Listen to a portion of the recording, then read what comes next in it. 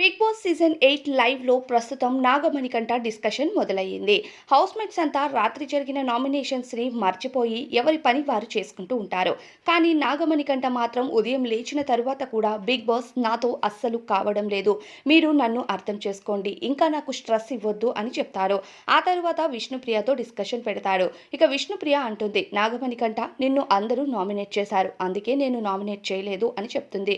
Nominations దగ్గరకు వెళ్ళేసరికి over burst అయిపోతున్నాను, నా వల్ల కావట్లేదు అంటూ విష్ణుప్రియ చేతిని పట్టుకొని నాగమణికంట మాట్లాడుతూ ఉంటాడు. విష్ణుప్రియ అంటుంది, నేను నిన్ను నామినేట్ చేద్దామని వెళ్ళాను, కానీ అక్కడ నీ నామినేషన్స్ చూసేసరికి, నువ్వు బర్స్ట్ అయిన విధానం చూసేసరికి నేను నిన్ను నామినేట్ చేయలేకపోయాను అంటూ విష్ణుప్రియ చెప్తుంది.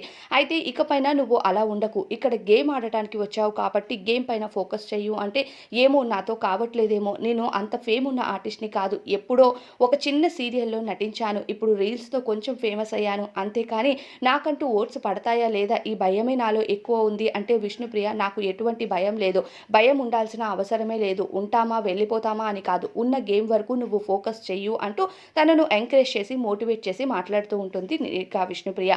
ఇంతలోనే నిఖిల్ వచ్చి, నాకు నామినేషన్స్ భయం లేదు, నామినేట్ చేస్తారని నాకు తెలుసు, ఆ చీఫ్గా ఉండడం కంటే నామినేషన్స్లో ఉండడం బెటర్ అని అంటాడు. మరి దీనిపైన అభిప్రాయం కామెంట్స్లో చెప్పండి.